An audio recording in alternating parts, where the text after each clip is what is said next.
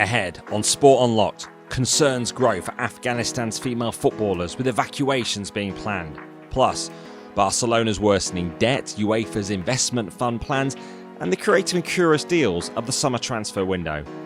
Then, in the second half of the pod, we go in-depth, talking to the man helping to run a Premier League team, NFL franchise, all while campaigning to try to get cricket into the Olympics. Introducing Paraag Marathe, President of 49ers Enterprises, EVP of Football Operations, Vice Chairman of Leeds United, Chairman of USA Cricket. Hello and welcome to Sport Unlocked for a special episode 30. Not only do we have the interview coming up with Paraag, but we're all together for the first time. That's me, Rob Harris from the Associated Press, and Martyn Ziegler from the Times, and Tariq Panja from the New York Times. And can believe we're still going after starting this back in January. Yeah, well, I'm glad to say that it's really taken off. I'm delighted with the numbers of people who are listening in, interested in what's happening off the field. So hopefully we're providing some really good insight and analysis into what's happening in the boardrooms, in the governing bodies of sports and all the controversies there. It was incredible, some of the listening we are getting. We hit number 2 in the Apple Sports Pod in Paraguay. Maybe we should be doing this in Spanish as well. But, you know, for now, really grateful if anyone can hit subscribe on whichever platform you're listening to us on. It means we drop into your feed automatically. And, of course, you can always message us at Sport Unlocked on Twitter, Facebook and Instagram. Social media, particularly, of course, busy with transfers. Not a pod that we get in depth on the deals, but it's been a pretty interesting window in terms of some of the machinations of some of those deals, hasn't it been? Yes, buenos dias, Paraguay, to start with. But yes, a lot of interesting transfers, probably because the pandemic, etc., had a massive impact on club balance sheets. We've talked about this in the past. Man City, PSG, and Chelsea are able to spend, freely because of their ownership. We don't want to get bogged down in that every week, but there's been creative transfers, none more so than Juventus in Italy, who kind of make a habit of making curious deals in Serie A.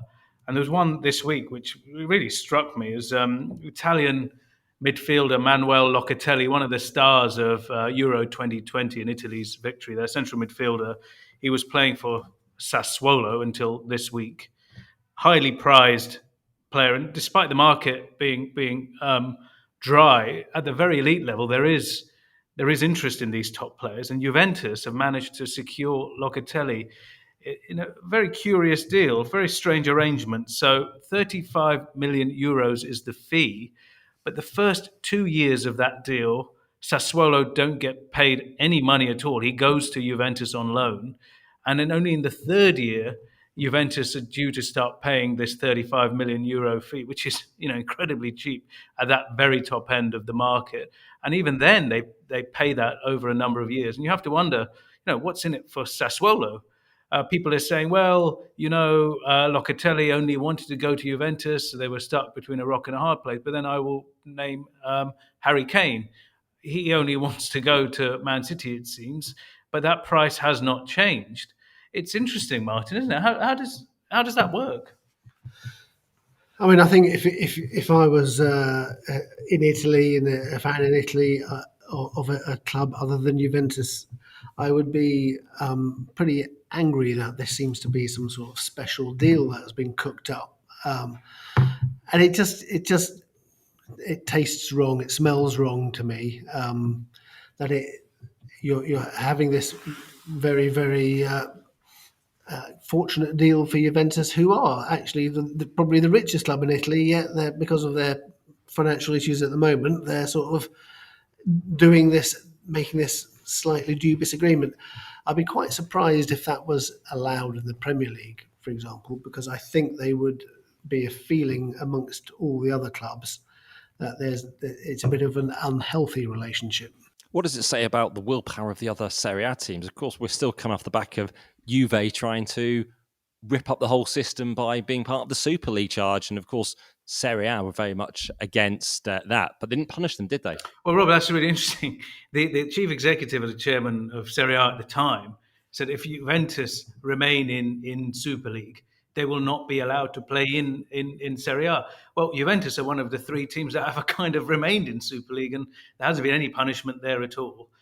In fact, they're now, with Inter Milan's demise, of course, Inter's financial problems well documented, Juventus are pretty much odds on to walk the championship this year, a championship that they were essentially thrown out of in words but not deeds. I think there is a sense of crisis, enveloping Serie A as per usual, unfortunately. But the fact is that are they paying the price now, Serie A, for deciding not to punish them, even though they're still now going on as the rebellious streak and they are still part of Real Madrid and Barcelona's push for that Super League? And we've been hearing yet more from Barcelona this week as well about why they're still going along with the Super League too. That was interesting, wasn't it, Martyn? You followed that Joan Laporta marathon press conference this week. It was really interesting, and it did actually highlight some of the really serious financial issues affecting a lot of the European clubs. I mean, and especially Barcelona, just laying bare the sort of ridiculous nature of the spending that has been taking place there. I mean, paying €8 million to a scout in South America as a talent spotter.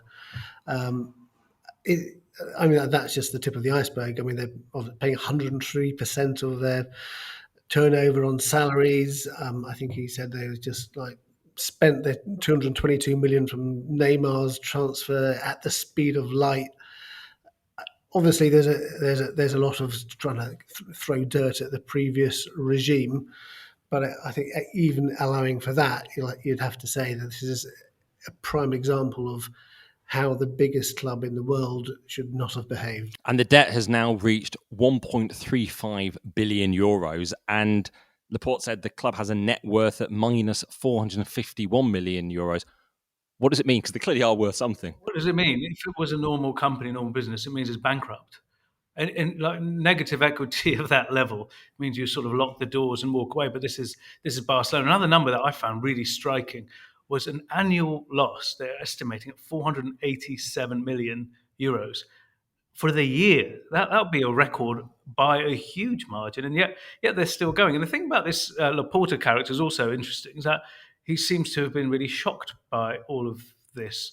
Not so long ago, he was talking about keeping Lionel Messi at the club, and I think there is politics here, and this speaks to the model of Barcelona and clubs like that, Real Madrid, Barcelona, Benfica in Portugal, for example, where you are a member-owned club.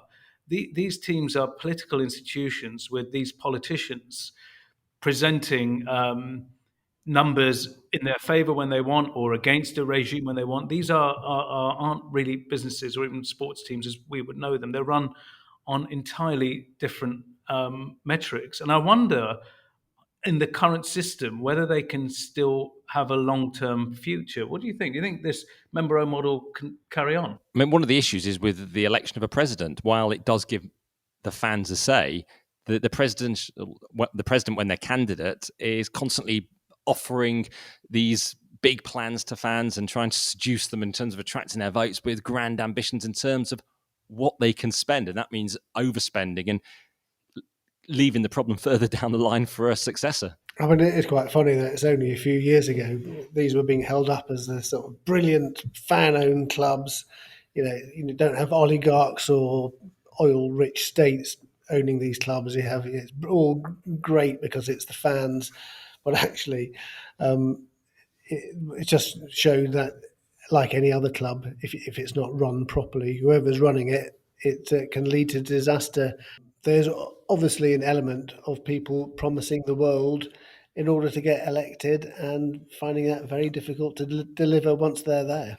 And no club has preached and claimed to be more virtuous than any other club than Barcelona. Can it finally get rid of this more than a club? The fact they're clearly, it's empty, pious promises, isn't it? I think that more than a club, a mantra disappeared as soon as they whacked the name Qatar on the front of their jerseys. It was just like any other club. Once it was a pristine Barcelona shirt, is then sponsored like everyone else. But in terms of the model, I think it allows for this type of behaviour more than, say, the company model or the ownership model, because the person in charge has almost nothing to lose. You spend this money, you fritter it away. There is no shareholder. No one is almost accountable for this type of behaviour. Laporta outlined the fact they've had to take a loan out from Goldman Sachs, £500 million. You've written this week, Tariq, that UEFA is trying to set up this fund essentially where clubs who've been affected by the pandemic can borrow money from that. I mean, is that something Barcelona would look into, do you think? It's funny. I think Barcelona, who are at war and suing UEFA, would very much like a helping hand where they can. Obviously, we talked about this last week. They rejected the CVC agreement with La Liga because they were going to give away something. But this agreement offer from UEFA, which is potentially coming down the line, is essentially a loan from a group of banks, a fund that could be up to 7 billion, and it will be offered to teams that are playing in Europe, the three competitions, Champions League, Europa League, and this new conference competition. And it's basically a forward financing, giving them cash to deal with their issues right now, and it will be leveraged, secured against future Champions League income. So the money will go to the teams now, and the flow to the banks will be directly from UEFA. And one of the big reasons is this massive risk of contagion between teams, because one of the biggest debts are teams owing each other money for transfers. And once teams stop paying what they owe, that risks a domino effect. UEFA is trying to put something in place that can prevent that from happening at a lower rate of interest than if clubs individually go to banks and have their hands up under this situation. So that's going to be discussed in September and maybe offered a little bit later after that as part of the UEFA convention, that big meeting that takes place in this first week of September. Well, doesn't encourage clubs to continue to mismanage their finances if you're going to be able to get bailed out by UEFA or this fund. Yes, you might owe the money still, but you know the safety net is there if you do mess things up like Barcelona. Yeah, I guess there needs to be some conditions on that cash. What sort of conditions do you think there should be on these loans, Martyn? Yeah, there certainly has to be an element that you can't just go and splash it all on a new signing or a massive salary for a free transfer or an agent's fee, because that would be absolutely against everything that the fund is meant to be used for. So there would have to be some conditions around that. I don't know how easy that would be to enforce, but clearly that would have to be an element. Of course, we're yet to see the big summer transfer signing Lionel Messi play for Paris Saint-Germain yet, but Tariq, you did some number crunching to show that actually we might not see him that often playing for Paris Saint-Germain, because you compared Neymar's stats at Barcelona and at PSG, and for instance, in his last 3 seasons at Barcelona, he played more than 30 games in the league in each of those seasons, but actually he's only ever even hit 20 games a season once in the league for PSG, and that was in his first season. Yeah, it was interesting, and it kind of speaks to what some people say is like this celebrity culture, player power culture at Paris Saint-Germain. It is a kind of star factory now, where you bring this constellation of players in there, and that you market this club as a luxury brand, etc. And people will say, yeah, Neymar was injured and he's been injured, but a lot of these injuries, they coincide sometimes with Carnival in Brazil. He's been injured. He's been pictured at Carnival, and Paris Saint-Germain have allowed him to travel over there. And there seems to be, liberties you can take. And maybe you can do that when you're playing for Paris Saint-Germain, because more often than not, it doesn't affect their ability to win the French league. It's perhaps less competitive than the others with the amount of money Paris Saint-Germain are able to impose on the market and salaries, and have the best players compared. And we might see him, saved in league matches and then rolled out for the Champions League, that trophy that PSG haven't won and that the Qatari owners crave so much. Yeah, it would be absolutely fascinating to see some of these like smaller contests against the less fashionable French sides if he actually takes part in those, or what the lineup is going to be. Be quite annoying if you're a PSG fan and you actually don't get to see him that much, though, wouldn't it? particularly for the away teams as well, who might actually hope for a bit of an attendance boost with the prospect of Messi playing there, and they're desperately in need often of some of the revenue that they don't have compared with PSG. I mean, all this stuff is obviously for most football fans is incredibly interesting and exciting. But balanced against that, this week, Rob, you've been writing some fairly hard-hitting stuff about the sporting impact of what's been happening in Afghanistan, haven't you? Yeah, the fast pace of things, and as they've unfolded in Afghanistan over the last week, it was only on Sunday that the Taliban moved in unopposed into Kabul. And of course, there are sporting implications of this for the safety of athletes, and particularly female athletes. And I was speaking to Khalida Popal as she helped to set up the Afghanistan women's national football team. And a decade ago, she was captaining it as well. She's now in Denmark, and she's deeply concerned about those members of the team who are at home still in Afghanistan. And in many cases, she's encouraged them to be very active in calling for promotion of women's rights and also speaking out against the Taliban, believing that they were no longer a power and a force to be reckoned with. We've seen with the rapid withdrawal of the US-led forces just how easily they have taken back control. And now she's been advising those players to go into hiding, to move away from neighbours who know them as players, and to tell them to delete their social media records. And it's a real time of instability and uncertainty, regardless of those public pronouncements from the Taliban that, yes, they might have turned over a new leaf and be respectful of women's rights. But as we know, those pledges have become very caveated, haven't they? Yeah, and you mentioned social media, and it's interesting. Afghanistan has an IOC member, a female, Samira Asghari. Earlier this week, she called for help on social media, on Twitter, I think, calling for aid for the country's female athletes who are at risk, at least at risk if we are to assume this Taliban is similar to the previous Taliban regime. The idea of women's sports was anathema to them. The idea of women's rights, women going to school, was opposed by them. They're saying that they've turned over a new leaf. But Samir Asghari said, please help athletes, coaches, and their entourage. We need them out of the Taliban's hands. And she said, before it's too late. And, that's obviously chilling. But the worrying thing, even more so, is that she's now subsequently deleted that tweet. And that kind of speaks to the pressure. And she's not the only athlete or sports figure who has been caught up in this. It was a horrible story. I think some of us have seen those images of an aeroplane taking off on Sunday with people holding on to that plane. It was a US military plane. And there were images of chilling images of people falling off that once it had taken off. That plane landed in Doha, I think, in Qatar. And inside the landing gear, they found bodies, including, sad to say, a under-19 Afghan footballer, a young boy, I suppose, a teenager who played for Afghanistan, and his body parts were found. That just speaks to how horrific this situation is right now. Yeah, absolutely horrendous. And FIFA on Friday saying they're shocked and saddened by the tragic death of Zaki Anwari. We are hearing as well more from FIFPRO as the World Players Union that they're trying to establish what they're calling an evacuation plan for athletes at risk. They're trying to get safe routes out now of the country from Kabul airport, which is really difficult to secure flights and to do so safely. But they're saying they're particularly concerned for all athletes who may have been outspoken advocates for improved human rights in the country over the years. And the focus will turn to FIFA as well, because they do have big connections in the corridors of power around the world, particularly Gianni Infantino. We see meeting in Saudi Arabia with Mohammed bin Salman, and the Kremlin, Russia with Vladimir Putin.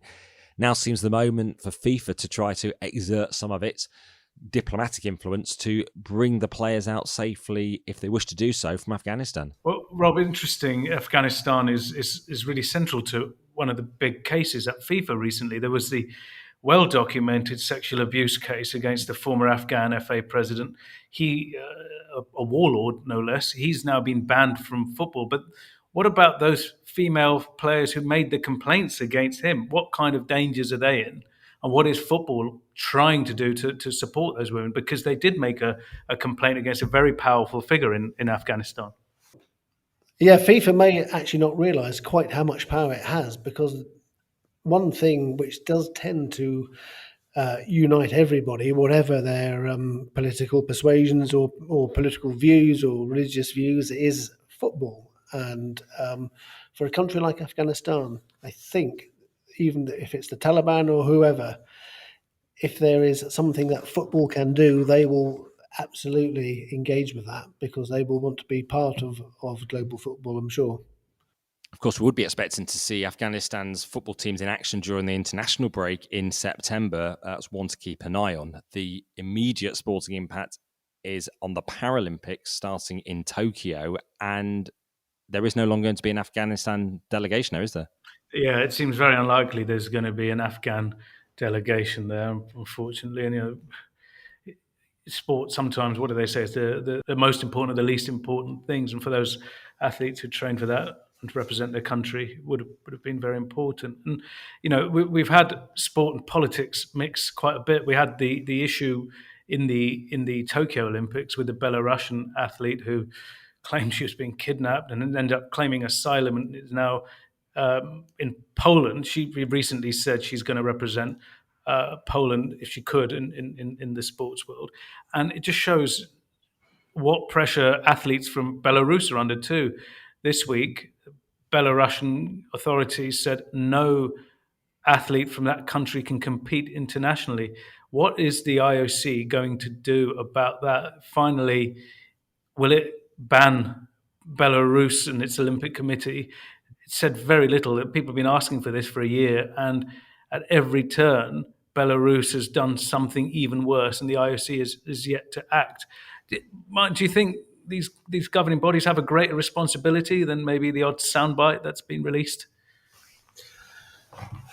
Yes and no. I mean, I think certainly with Belarus, because it was directly involved with an Olympic athlete, then the IOC should very much get involved and can take action. That's definitely for sure. We've got the Paralympics starting, got the International Paralympic Committee involved there. It's going to be another one of these events without any fans taking part, and they're pushing very strongly for all the athletes to be vaccinated who are going there.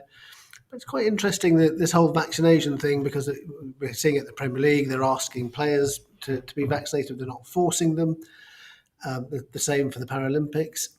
We now had Pat Cash, the Australian tennis legend, coming out really strongly and saying he doesn't think young athletes should be vaccinated. He is very much of the anti-vax lobby. He is saying, I just don't want young, healthy athletes taking something that could long-term damage them for no reason.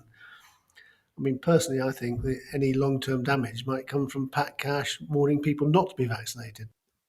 Yeah, I think this is one of the things we're going to see a lot more of in the coming weeks as the new season begins, particularly in football. Players might be travelling abroad and players who haven't been vaccinated. And you see some bits on social media from some players who are starting to spread that disinformation. And I think it's been noticeable that football has not mounted any campaign to get players vaccinated, whether it's from the players' unions. They've kept a very neutral path. The Premier League, for instance, they've only been encouraging good health. No one's been talking about get vaccinated. Individual clubs have. They've had vaccination centres at the likes of Arsenal, Tottenham. But FIFA, they've stayed silent. They did a big campaign on washing your hands, but they've said nothing about actually getting vaccinated. Oh, have you had your vaccine at Anfield? Let's not forget. But yeah, I think it's. I suppose this issue of personal liberty, athlete rights, etc.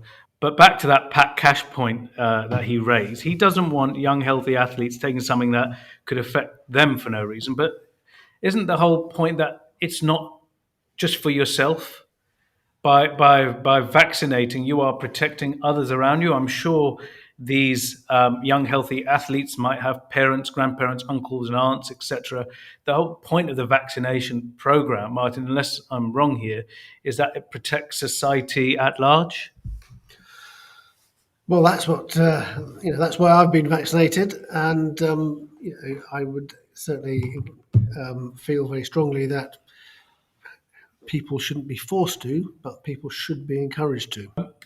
Another issue we've had, we've been waiting for, is this Yorkshire racism report. There was a cricketer who made a complaint, and we've had a resolution, or at least a result. Yes, this is Azim Rafiq, who made a complaint about racism at Yorkshire. They've carried out an investigation. They haven't published it, though. They've apologised for what they say is inappropriate behaviour. They haven't actually said racism. And Rafiq himself, not happy with the outcome, and he's accused the county of fudging a public apology. This investigation has been going on for 10 months, and it's not been handled very well by Yorkshire at all. This needs to be published, Rob. Normally now we're at a time where these issues on race are to the fore. Reports like this need to be made public. For confidence of the general public to actually know the process has been carried out and to know that they've been treated rigorously. An investigation carried out behind closed doors is not something that you can have confidence in. I mean, we saw it with the FA a few years ago with their reports into discrimination in the women's team, and they had to go through a second round of inquiries once the original one was discovered not to be rigorous enough. And that will be the accusation of questioning the rigour if you can't actually see it. So we expect to see this in front of a select committee as per usual, Martyn? Well, that'd be great if that happened. I mean, it's particularly bad, I think, that the person who's made the allegations hasn't seen the report himself, because surely at the very least he should have sight of what allegations have been upheld and which haven't, and which people have been taking responsibility for the things that have happened and those who have been cleared, because that's got to be very important as well. Well, elsewhere in Yorkshire, in a different sport, Leeds United are now in their second season back in the Premier League, and I'm delighted to say joining us here in central London on Sport on Lot is Paraag Marathe. He's the vice chairman of Leeds United, but not only that, he's also president of 49ers Enterprises. He's also executive vice president of football operations at the NFL franchise. If that wasn't enough, he's also chairman of USA Cricket. Welcome to Sport on Lot, Paraag. How have you got time to be with us with less than 2 weeks to go until the transfer window closes with your football hat on? Premier League football hat, that is. It's a lot of fun having all these hats, because one thing that's really neat about it is the opportunity to there's just so much that I can import and export across different sports, right? Because at the end of the day, we tend to overcomplicate sports, right? At the end of the day, it's still about competition and victory, and it's still about players on the pitch or field or court or whatever it might be, and fans who are supporting it, right? And so it's not that, it could be widget ball. It doesn't matter. It's not that complicated. And so as I've now seen across at least 3 different sports with American football, English football in the Premier League, and with cricket, there's so many things that I can share and learn what to do and what not to do. And as a result, the sum of the parts are greater than the individual pieces. One thing that's quite interesting is in the NFL, it's quite a strict financial regulation. Mm-hmm. UEFA are now sort of moving towards some kind of salary cap for European competitions. Do you think the Premier League should have a salary cap? You know, the Premier League has evolved in a certain way over such a long decades and decades of time, where once you get to a certain point, it's sort of hard to unwind the inertia of how it is set up. I think they've done a nice job with now setting up, with FFP and trying to structure it in a way to try to manage or to help control it. With the NFL salary cap was put into place in 1993. And so it was really before media rights across all sports took off. So as a result, player wages hadn't taken off. And so it was in a nascent time period where it was easy to implement and execute. And then now it's become something that is one of the great things about the NFL, even compared to some of the other American sports, because the beauty of a hard salary cap is in any given year, truly any team can win. Right. And that's why you see, I think it's half or 2/3 of the clubs are new clubs every year in the playoffs. That's because it just everyone spends the same amount of money. It's just about how much bang for the buck are you getting, and how good of a job are you doing maximizing return and minimizing risk. Transfer over to the Premier League. There's with the way that we do have some type of financial controls. It's a moving target, right? Now it's also a function of what your club's revenues are. And so now all of a sudden you're in a position where, okay, well, if you play in a 30,000 odd stadium capacity versus a 50,000 versus 70,000, there's a different player wage bill that you can afford, right? And if you want to matriculate up the table, there's certainly a lot of evidence to support why it does make sense to play in a bigger stadium and to have a bigger revenue base to be able to support that. And it's just the way that at least here in English football is evolved. And so it works. I think it's hard to undo and change it to a hard salary cap. Do you think everyone plays by the rules then? Maybe call me naive. I'd like to believe and hope that everyone does play by the rules. Certainly I know we do. And so, I guess that's the essence of fair play and what financial fair play is, right? And so I'd like to think that everybody plays by the same rules. Yes. So how does a team like yours get to a level where you compete at the top? If there is this kind of regulatory inertia plus these fixed rules, how does Leeds leap from where they are now to being where you probably want to be, competing with Manchester City, Manchester United right at the top? Yeah, we have to be better at the things that we can control. Two things come to mind. Number one is, Andrea, all the credit to Andrea on this is he went out and identified we need to get ourselves a world-class head coach. Let's go out and spend the money and recruit the best coach possibly that we can for Leeds United. And then, let's build a culture and let's build a system around that. The second thing is an academy and developing players. The way that, you need to be better than everybody else if you want to compete at the highest level, at finding your own talent.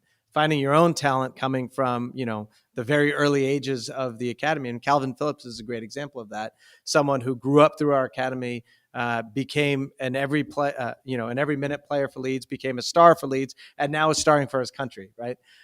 We need to do more of that to be able to compete. And I think Victor and his team, our sporting director, do a great job doing that. And we can only control what we can control. And I think that's where two areas why we were so successful last year in the Premier League. How do you balance out developing those players and keeping them? Calvin Phillips is a player that you must have had bids for, say, in this summer transfer window, maybe hard to keep. Yeah, I think one thing has really interesting that has changed since we first got involved with Leeds United in 2017 is when we first really tried to get involved and got officially involved. I think it was 2018. And something has changed. Something has materially changed in the air around the club, around Thorpe Arch, around Ellen Road. And that is that there's been a complete culture shift and, really inspired by Marcelo and by Andrea and Angus as well, in that we are becoming a destination, no longer just a train stop, right? It's not just a place for the transient player who's looking to add this or that to his resume and then move on to one of the bigger clubs. We are slowly becoming a place where people want to play, where people want to be, where people want to experience the best parts of their career. Calvin Phillips is actually a good example of that, where, certainly he had his opportunities and we might have had our opportunities, but in the end, he'd realize that this is where he wants to be. Certainly I hope the same is going to be with Patrick Bamford as well. It's just, this is becoming home. It's no longer just a train stop. I read a survey the other day saying something around about within the last year, about half of all Premier League clubs had interest in a takeover, and all the interest is coming from America, from the USA. Why is that? Do you think why is it our American investors so interested in the Premier League? I can speak to us, and I think it's probably three things. Number one is the spirit of competition. Right. And just that, you see an opportunity to get involved somewhere else in the world. And again, it's back to and actually, I'll go to my second one, which is it's widget ball, too. It's the same thing. It's sport is sport. Competition is competition. Right. And when you do At the end of the day, you're trying to create the best fan experience for your fans. That might be building a new stadium or enhancing your stadium, and you're trying to get the best players on the field or on the pitch, right?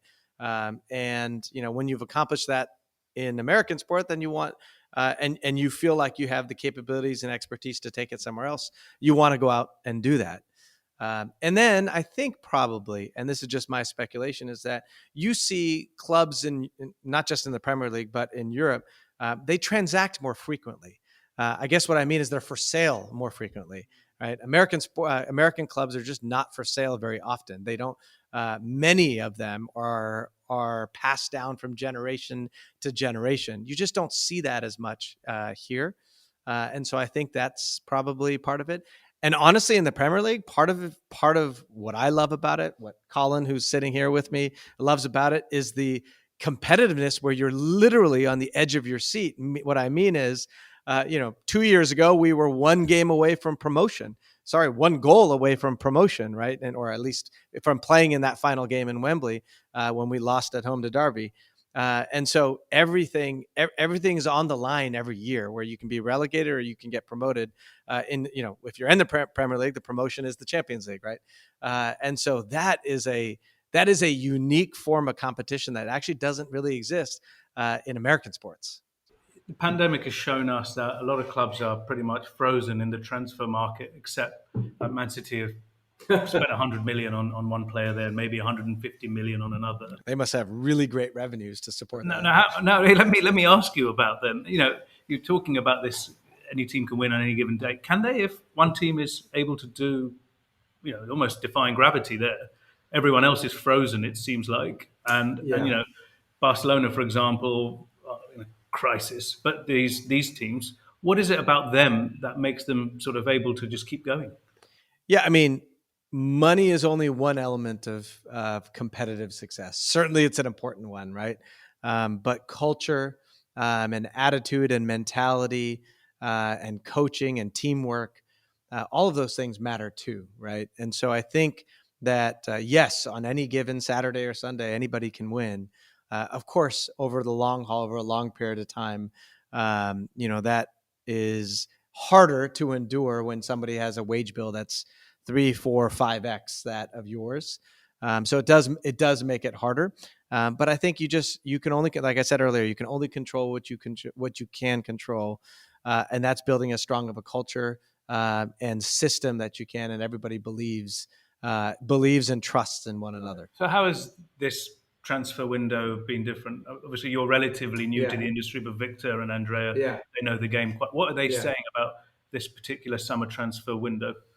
Yeah, I think we identified this a year ago, actually, when we first got promoted, where we invested, 100 million pounds into the club. And the intent was to build something that would be over a couple of years. And so that's where, for us, while we didn't bring in, all but one left back into the squad this year, it was really about the investment that we made last year to last us a certain period of time. And actually, I think we brought in five big signings, was it last year? Yeah, 5 big signings, and they were together on the pitch for something like 5 games or 4 games. So because of various injuries and things like that. So we actually haven't even experienced the full arsenal of talent that we brought in last year. And so this year, I think, and to specifically answer your question, every club, certainly the ones that are really fighting and scratching and clawing, every club faced some revenue challenges because of COVID. All right. And that really changed the marketplace and what people were able to do. And frankly, that's probably also why certain clubs sold players in order to make up for some of the difficulties and challenges they had over the last couple of years.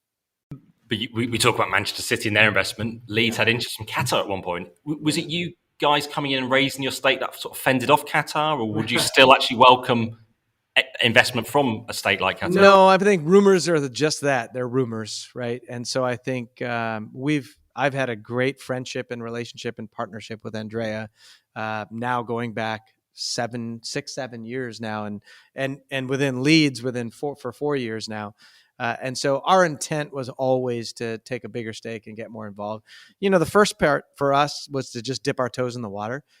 was to learn about the business. I mean, we have become tremendous fans of the sport now. And actually, I would say we're fans first, investors and owners second. But we were always just trying to learn first. And then when we felt like we were ready to take a bigger leap. And who knows, down the road if we take an even bigger leap. And we're in the midst of the transfer windows we've been talking about. Mm-hmm. What do you not like about football, the industry? Is it the agents? Are they really annoying? Is it sort of working out who are the dodgy ones who are trying to screw you over and the others that you've got to pander to because you want to get a deal over the line? Yeah, I would say that two things that that have been epiphanies for me with respect to transfers and players. Number one is that it is truly a global market for talent, right? I've never experienced that being in 20 years at the 49ers. There's only one place to look, right? And it was in the US and it was at colleges, right? Because a player had to be 3 years removed from high school. So he had to be playing in college. That was it. There's the only place to look for talent, right? Here, it's all ages and all places on this planet, right? And so that really lends itself to making sure that you are as good at scouting or at least determining what physical measurements and athletic traits are good indicators of performance. And so needing to be really strong on that. And the second is, the fluidity of the marketplace, whether it's driven by agents or by some of the bigger clubs. In American sports, if you're a player who's under contract, for the most part, you're under contract. You're either holding out and withholding services and not playing for that club for that year, or retiring or playing for that club. There really isn't another option, right? It seems to be a little bit more fluid here as I'm learning. UEFA are meeting next month, getting a lot of views from all their different stakeholders, leagues, clubs, players, everybody. One of the things they're going to on the line is this idea of the Champions League access beyond 2024. Originally, the idea was that 2 places would have been awarded based on historical performance in Europe, the coefficient ranking. I understand the Premier League at their summer meeting came out very strongly against this. It would just mean, for example, this season Tottenham would have qualified and Leicester City wouldn't have done. Yeah. Can you, from somebody coming from outside the system, does it seem like an anathema to you, this idea? I'm supportive of anything that is really merit based, right? Like earning your spot and having to re-earn it every year is part of the fabric of English football, and what makes it special here. Like I said earlier, and like I've probably said to each of you guys in previous interviews, is that what makes it special here is supporters of clubs get the privilege to celebrate when a club wins and commiserate when a club loses. That's what makes it special. That's what makes it more than fanhood. It makes it family. It's a club is part of your family. And so any competition that's based truly on merit, then I'm totally supportive of. And so I'm not sure how the coefficients work with Tottenham and Leicester, but depending on whoever deserved it, that's what I'm supportive of. Are the Super League 6, are they all forgiven now? That's a great question. I know that the Premier League has done a good job of trying to put closure to it, and I certainly, I think all of the Premier League clubs have come out publicly and talking about why they are back in here. So that's great. I spoke about this before, and so I don't mind saying it again. Like I was not a fan of it because it is just about a static point in time. Not about continuous earning of the position. And so one of the things that frustrated me was 40 years ago we would have been a Super League club, right? And but then we fell on hard times. We didn't earn it, and like how nice would it have been and convenient? Sorry, not even nice. How convenient it would have been if it was put together 40 years ago and we can be there in perpetuity, right? But that's just not how the sauce should be made, not in English football. And so I am happy that everybody's sort of come back to the fray. And I think the Premier League and their leadership did a good job of bringing everyone back into the fold. To that point, you were there in April, probably in California at some point. It's 3:00 in the morning or something. Does your phone buzz and say, Paraag, Super League were doomed? Like, what was the drama? What were those 24 hours like for you? Yes, the phone rang and buzzed, but I think there was never. I think none of us really had the true sense that it would come to fruition, because it just seemed so far out there and so against what we're about, that I never actually truly felt the threat or the risk, because I just never felt like it could possibly materialize. Had it materialized and the risk is there, what does that do to your investment? Yeah, I mean, it certainly hurts us. I mean, without question, it hurts us, because like part of what you play for, I always talk about, for us, it was sort of 3 or 4 stages. The first stage was getting the club promoted. The second stage was showing that we belong in the Premier League. The third was being able to matriculate up the table. And the fourth is being able to compete for Europa or Champions League. And if that opportunity is taken away, or that opportunity was significantly reduced because there was 3 or 4 static spots that were already given, predetermined at the beginning of the season, then yeah, without question, takes away from that. But even bigger than our investment, more important than our investment, is it takes away from the competitiveness of the sport. It takes away from all of the fans, and not just Leeds United fans in our case, right? But including the Super League fans. Like, why are you playing the season? Because what's the point? From the English perspective, this was really driven by Americans. Do you know them? Have you spoken to, say, Joel Glazer or John Henry? What's your personal? Yeah, I mean, I have not spoken to them about it. I don't know. I only know what I've read as well. So I don't know that it was driven by American owners. I don't know that. But I was also not shy about sharing my feelings about this in May when I was out here about the Super League, and I'm not sure how that went over with my American counterparts. I'm assuming it didn't go over well, but that's okay. I feel how I feel. But where's power in the Premier League now? Do you feel you've got more control as the clubs outside of the so-called Big Six to fend off whether they're trying to get a bigger share of TV rights or to reinvent things like Project Big Picture, or are they just as powerful as ever? I think it's a little bit of both, because I think what has really the benefit of the falling out of the Super League is a refined understanding of meritocracy, right? Of understanding that it's not just about 6, it's about 20 in the Premier League, or it's about, the entire FA really. But in the Premier League's case, it's about all of us. And decisions need to be made democratically and with merit. And so I think there is a new understanding of that that I've already seen in the past year, or I guess in the past 6 months. That's really neat. In terms of other things that you've managed to see off, or things that are now dead that they might have tried to float the Big Six? Just in the tenor of the conversations and how they've gone. And, there's been conversations around media rights distributions, things like that. And the way that the conversation could have gone versus the way that it is going, it definitely seems like it's much more of a democratic process. Does it seem odd to you that we're back to a system where all the games aren't on television? Do you think it'd make more sense to have every game available live domestically so your fans could watch even if they couldn't get to the stadium?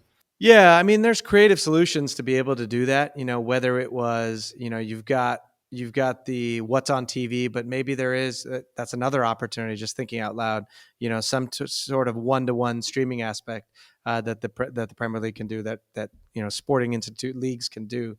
But yeah, I mean, it is something that every supporter that wants to watch. It'd be nice for them to be able to watch. I talk about this a lot. We almost missed a whole generation of Leeds United fans not being able to see their club in the Premier League, right? 16, 17 years of not in, plus a year that we weren't even able to have fans. Like, that's almost a whole generation that was skipped, right? And so that's too bad. And like, you want them to be able to experience and enjoy their family member that's a club. Your players at Leeds will continue to take a knee this season. You have great involvement with the origins of that, with Colin Kaepernick, in terms of starting to at the 49ers. How do you reflect on that moment when he first took a knee and the impact on his own career and the wider impact actually of taking a knee and how it's taken off in sport? Yeah, the one thing that I've always known, and it's great that players have a much deeper consciousness about this now, is that they are really icons to a lot of people. they're not just athletes on the pitch, kicking a ball, shooting a basket, throwing a ball, whatever it is. People look to them as models for how they want to act and interact themselves. And so it's just a heightened player consciousness or human consciousness that, obviously, yes, with Colin Kaepernick and going forward with all players, I think it's a really good thing because, they are representatives of the community. They're not just athletes, right? And, it's good that they're sharing their opinions and staking their positions as well. Do you think Colin Kaepernick suffered for taking a stand? Anytime somebody is the first at doing something, and he certainly was a pioneer in doing that, then there's a lot at stake, and you're putting your career at risk and career on the line, right? Do I think that people still evaluated him on the merits of his play? I would like to think so. But yes, anytime anyone's standing up for himself or herself, you're taking a risk. Can I ask about social media abuse? You obviously got an American football team in San Francisco, 49ers, yep, very famous, and Leeds United. Mm-hmm. It seems the conversation isn't in the US about racist abuse towards American players, but it is in England. Do you know why? Are they not being abused online in the States in the same way they are in the UK? Yeah, I have noticed that, Tariq, and that's an interesting question because I don't know the answer to that. It certainly happens. It certainly happens, and there is definitely, in every pocket of the world there is racism, right, and abuse that comes from that. But is it as out in the open and as vitriolic as it is here? I don't think it is, and I'm not sure why. And you're based in California, where these platforms are based. Yeah. Do you think Silicon Valley has a greater responsibility to root this stuff out? I think the social media companies realize that they do, that they have a greater responsibility, and I think they've done things. They've done things to try to control the message, not control the message, but to mute certain forms of abuse. Right? I mean. Well, the one example that comes to mind is when Twitter decided to block former President Trump, right, from being able to use Twitter as a platform. So yeah, I think individual companies, they do have a greater sense of responsibility, but I think they feel it too and are acting on it. Taking off another one of your hats, you are the head of USA Cricket. Now, there is moves afoot for cricket to be added to the Olympics for Los Angeles 2028, mm-hmm. Up the road from where you are. How likely do you think that is? Is it possible? Have you had any talks with the people at LA? What's the situation at the moment? The short answer is I'm hopeful that it's very likely. I think for the first time ever, 106 member nations of the ICC are supportive of getting cricket into the Olympic Games. You're talking about the second biggest sport in the world, played by virtually, every corner of the globe, and having the opportunity to have the games in the largest media market in the world, being in LA in 2028. It's just such a tremendous opportunity. And, you think about the additional number of eyeballs that will be watching if cricket is in there. I think that and we've got 1 billion fans of the sport around the world, 30 million in the US. And that's, and then we're still just in the nascent stages of building something. And so obviously we do it with, full humility and deference to the IOC and the LA committee on being able to, compete with the other sports to be the sport that's selected to be able to play. So I certainly don't want to make it a foregone conclusion. The question is, which format would it be? Obviously, we now have the 100 as yet another new format, probably the only format without a world championship. So, yeah, I think the T20 format is one that is easily digestible and works. It certainly works because from a timing perspective, it fits the format of American sports, roughly 3 hours. And obviously, it's an understood format because of the success of the IPL, and they've done such a great job.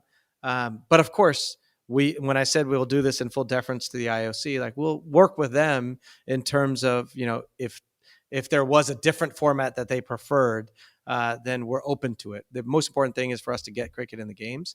But we do go in thinking that T20 is probably the best one. Is one of the challenges what do the players get out of it, the Olympics falls right in the middle of the English cricketing summer. So it would disrupt a test and T20 series that England would be playing in so many other countries as well. How do you entice the best players and not cause that disruption to the season or take them away from what they're already playing? I think the answer is easy. And I think the answer is that every stakeholder in cricket needs to be able to see the forest through the trees. And what I mean by that is cricket being in the Olympic Games. And the Olympic Games is the great galvanizer of communities, right? Great galvanizer of sport, where all of a sudden people around the world are cheering for fencing stars or biking stars or speed walking stars, right? And because it's what everybody can get around. And so cricket being in the games raises the profile of the sport. And as a result, raises the interest in the sport. As a result of raising the interest, in it raises the media rights value of the individual leagues and sports that are in there. And the increased media rights means more money for players. Right. So in the end, and when I say foresee the forest of the trees, it's best for all stakeholders that we have the opportunity to be in the Olympics. Cricket USA, for us, there isn't any visibility really. Mm-hmm. What is the pandemic probably set you back in terms of what you're trying? What is it you're trying to do over there? What are we going to see? We already are doing it. We have a minor league going right now that started in late July. That's going to finish in early October. The 24 teams around the country playing, minor league teams playing. We are going to start a T20 league in 2022. We'll be in 6 geographies, start with 6 teams, and build, or retrofit 6 stadiums around the country and play a T20 format league. We gave the license to do this league to an investor group that has already raised the money for it, and everything is going to start in 22 and then beyond get better and better. And I think the third thing you're going to see is, as a result of a successful league, which we know we'll have, is then our national team is going to become much, much better. And we're going to go from becoming an associate member to a full member and competing in the World Cups globally. Just on scale, because these are very short tournaments, so these players can move around. Are we saying that we're going to see the world's best players for whatever, 3 weeks, 4 weeks in the United States playing cricket? That's our hope and desire, that we'll have some of the best players in the world competing in Major League Cricket, which is the name of our league that will start. Exactly. Well, good luck turning the US into a cricket nation. We better let you get up to Ellen Road now. It's been great having you on Sport Unlocked, taking us and the listeners inside Leeds United, the San Francisco 49ers, and those cricket plans too. Of course, that was fun, guys. Paraag, thank you very much for joining us. And of course, as ever, Martyn Ziegler alongside me, Tariq, Panja as well. And thank you everyone for listening. Yeah, it's been great with everybody here in the flesh. It actually, let's hope we can do it much more often. And right now, Tariq, we're off for a curry. So thanks for listening. Excellent. Thank you, everyone. And if you can, please subscribe to us and follow us on Twitter, Instagram and Facebook @Sport Unlocked. Enjoy the sports viewing in the days ahead. Goodbye for now.